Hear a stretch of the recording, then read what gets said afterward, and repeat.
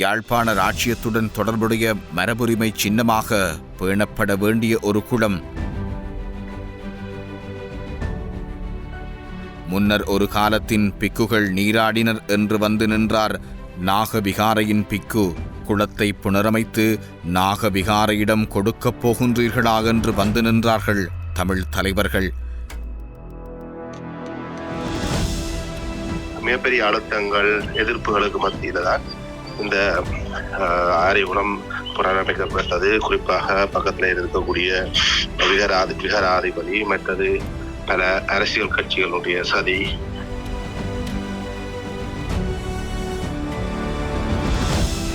மாநகர சபையில நிதி இல்லாத நிலைமையில வெளியாருடைய தனியாருடைய நிதி பங்களிப்போட செய்யப்பட்ட இவ்வாறான அபிவிருத்தி திட்டங்கள்ல இனிமேல் பொதுமக்கள் தாங்களா முன் வந்து நகரத்தை அபிவிருத்தி செய்யறதுக்கு முன்வர மாட்டினம். உண்மைகள் பேசட்டும். இங்கே மறைக்கப்பட்ட வரலாறுகளும் அழிக்கப்பட்ட குரல்களும் பேசுகின்றன.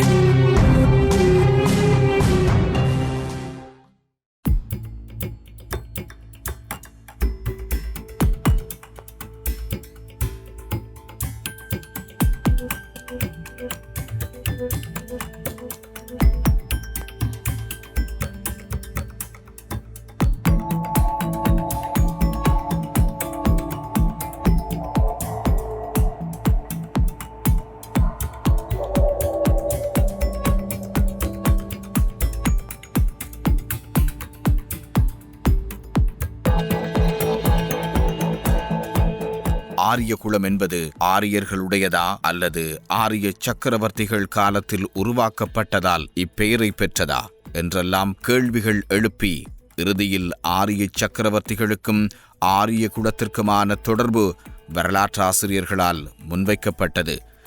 யாழ்ப்பாண அரசில் ஆட்சி புரிந்த ஆரிய சக்கரவர்த்திகளின் முக்கிய வரலாற்று அடையாளமாக இது பார்க்கப்படுகிறது.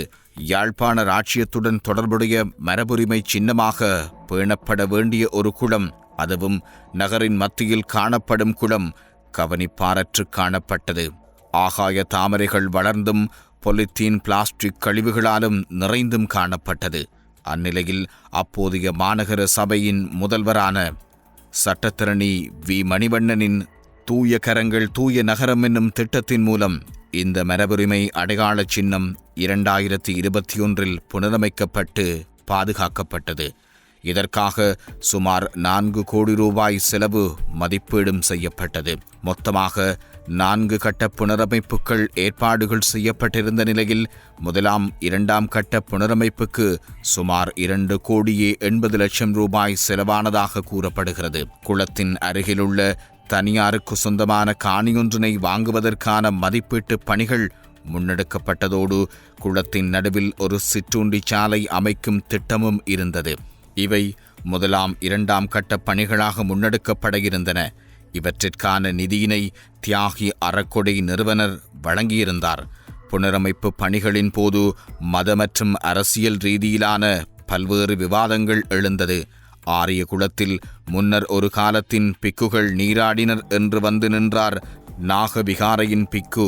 குளத்தை புனரமைத்து நாகவிகாரையிடம் கொடுக்கப் போகின்றீர்களா என்று வந்து நின்றார்கள் தமிழ் தலைவர்கள். இவ்வாறான பல சர்ச்சைகளை தாண்டி புனரமைப்பு செய்யப்பட்ட ஆரியகுளம் மக்களுடைய இயற்கை சார் பொழுதுபோக்கு தலமாகவும் மாறியிருந்தது. இன்னும் ஒரு வகையில் வரலாறு மீளவும் பேசப்பட்டது. இத்தகைய முயற்சிகள் வரவேற்கத்தக்கவை. குளம் சுத்திகரிக்கப்பட்டு குளத்தில் படர்ந்திருந்த அல்லி நீர்த்தாவரங்கள் அகற்றப்பட்டு நீர் விளையாட்டுக்களை மேற்கொள்ளக்கூடிய வகையில் 2 தாரா படகுகளும் விடப்பட்டிருந்தது. குளம் உத்தியோகபூர்வமாக மக்கள் பாவனைக்கு திறக்கப்பட்டு ஓரிரு கிழமைகளில் பொறுப்பற்ற இளைஞர்கள் சிலர் அங்கிருந்த தாரா படகு ஒன்றை சேதமாக்கியிருந்தனர். சேதமாக்கப்பட்ட படகின் துவாரத்தின் வழியே நீர் உள்ளே புகுந்து அந்த தாரா படகு அரைவாசிக்கு மேல் நீருள் அமிழ்ந்த நிலையில் சில பல நாட்கள் பரிதாபமாக நின்றது. பின்னர் அதை அகற்றி முகாமை செய்திருந்தது நிர்வாகம். இவை யாவும் நிகழ்ந்து ஒரு சில மாதங்கள் கழித்த நிலையில் மற்றைய தாராவும் உடல் தாழ்ந்து நீருக்குள் அமிழ்ந்திருந்ததையும் கண்டோம். பின்னர் ஒரு நாளில் அதனையும் அப்புறப்படுத்தியிருந்தார்கள். இவையெல்லாம் நிகழ்ந்து சுமார் 4 வருடங்கள் ஓடி முடிந்திருக்கின்றது. ஆனால் ஆரியகுலத்தின் தற்போதைய நிலை என்ன? பல மில்லியன்கள் செலவு செய்து நிறைவேற்றிய திட்டத்தின் தொடர்ச்சிதான் என்ன?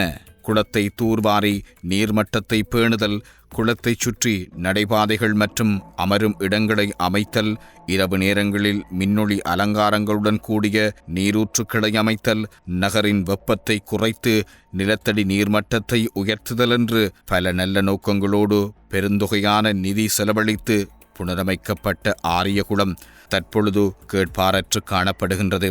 பழுதடைந்த நிலையில் நீருள் அமிழ்ந்திருக்கின்ற படகுகளும் தாரா பறவைகளும் அமிழ்ந்திருந்தபடியே பல வருடங்களாக நீரில் கிடந்து சிதைகின்றன. கவனிப்பாரற்ற நிலையில் கண்டுகொள்ளப்படாமல் அடங்கிப்போய் கிடக்கிறது ஆரியகுளம். குறித்த விடயம் தொடர்பில் யாழ் மாநகர சபையின் முன்னாள் மேயர் விஸ்வலிங்கம் மணிவண்ணன் அவர்களை தொடர்பு கொண்டது எமது குழு.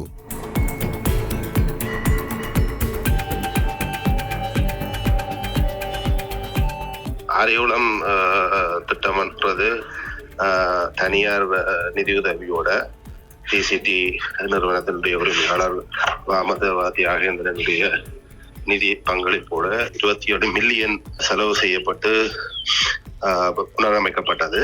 மிகப்பெரிய அழுத்தங்கள் எதிர்ப்புகளுக்கு மத்தியில தான் இந்த ஆரியகுளம் புனரமைக்கப்பட்டது. குறிப்பாக பக்கத்தில் இருக்கக்கூடிய விகாராதிபதி மற்றது பல அரசியல் கட்சிகளுடைய சதி இவற்றையெல்லாம் முறியடித்து தான் நாங்கள் ஆரியகுளத்தை நாங்கள் புனரமைச்சினார்கள். அது மிகப்பெரிய வரவேற்பை பொதுமக்கள்கிட்டையும் குறிப்பாக அந்த ஆரியகுளத்தை சுற்றி இருக்கக்கூடிய மக்கள்கிட்டையும் இருந்து மிகப்பெரிய வரவேற்பு கிடைக்கப்பெற்றிருந்தது. மிகச் சிறப்பாக நாங்கள் அதை புனரமைச்சிருந்தார்கள். ஆனால் துரதிருஷ்டவசமாக இன்று அது பாராமுகமாக கைவிடப்பட்டு மீண்டும் ஆரியகுளம் முந்தி எப்படி இருந்ததோ அதே நிலைமைக்கு சென்று கொண்டிருக்கிறது. இது ஒரு துரதிருஷ்டவசமான நிலைமை.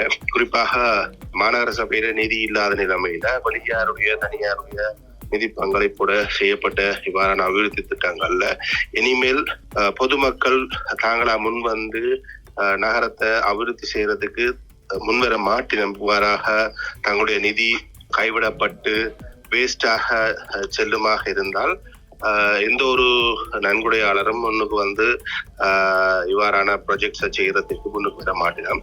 இப்ப மாநகர சபை மட்டுமில்லை, உள்ளூராட்சி மன்றங்களே பொதுவாக பப்ளிக் பிரைவேட் பார்ட்னர்ஷிப் என்கின்ற ஒரு திட்டத்தோடு தான் நகர வேண்டிய சூழல் இருக்கிறது. காரணம் நிதி பற்றாக்குறை. ஆனா இப்படி ஒரு பாராமுகமாக கேவலமாக அல்லது அரசியல் காழ்ப்புணர்ச்சியோட இந்த ஆரியகுளம் கைவிடப்பட்டிருப்பது என்பது உண்மையிலே அது எங்களுக்கு செய்கின்ற அல்லது தமிழ் மக்களுக்கு செய்கின்ற அல்லது யாழ்ப்பாணத்தில் இருக்கக்கூடிய மக்களுக்கு செய்கின்ற ஒரு துரோகம் மட்டுமல்ல, இது ஒரு வரலாற்று சின்னம்.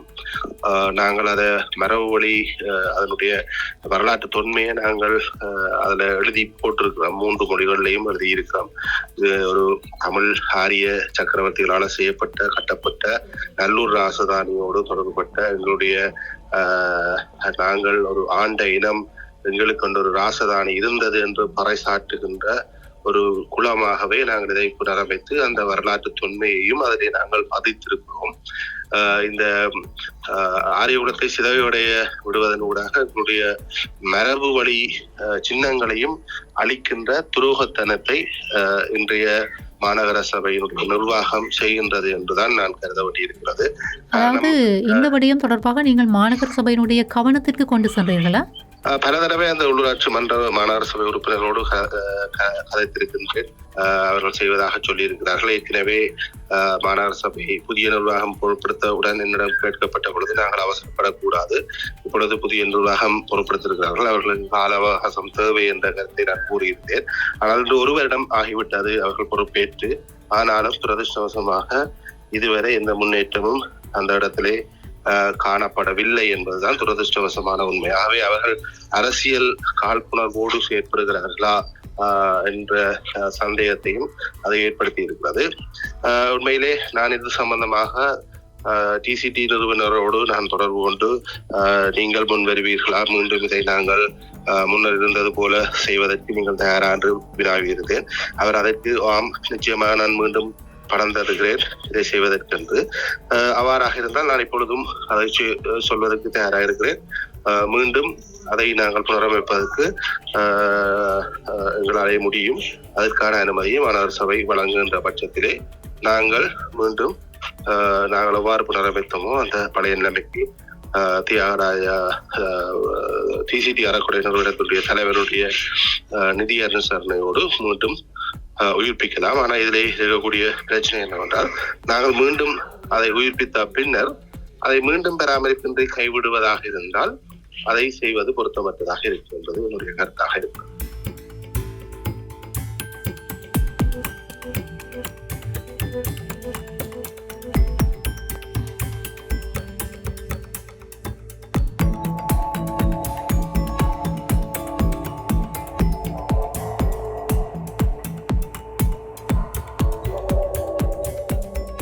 ஒரு திட்டம் எப்படி ஆரம்பிக்கப்படுகிறதோ அவ்வாறே தொடர்ச்சியாக பராமரிக்கப்பட்டு பேணப்படுவது அவசியமாகும். தலைவர்கள் மாறலாம், பதவிகள் மாறலாம், ஆனால் யார் கதிரைகளுக்கு வருகின்றார்களோ அவர்கள் கதிரைகளை மட்டும் நேசிப்பவர்களாக இல்லாமல் அபிவிருத்தி திட்டங்களின் தொடர்ச்சியாக பராமரிப்பினை உறுதிப்படுத்தப்பட வேண்டும்.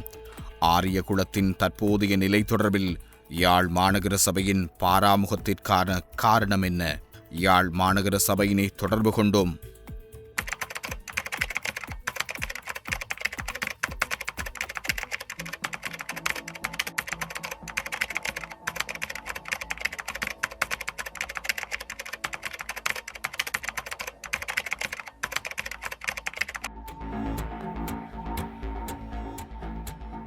யாழ் மாநகரை அண்டியிருக்கின்ற நீர்நிலைகள் அதாவது குளங்கள் ஒவ்வொன்றும் இட உயரத்திற்கு ஏற்ப தமக்குள் இடைத்தொடர்புகளை கொண்டிருந்தன.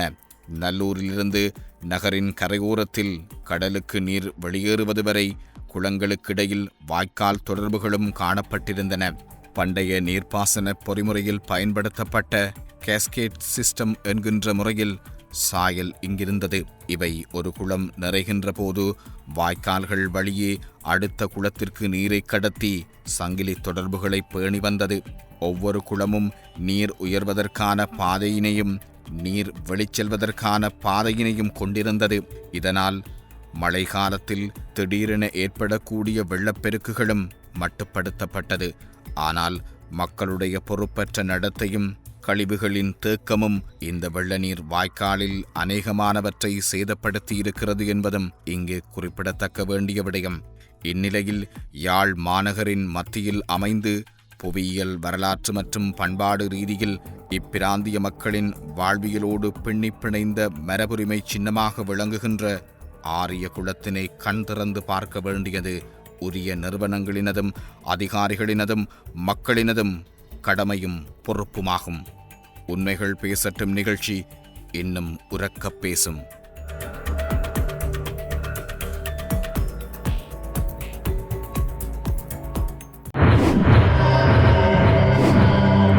உண்மைகள் பேசட்டும். இங்கே மறைக்கப்பட்ட வரலாறுகளும் அழிக்கப்பட்ட குரல்களும் பேசுகின்றன.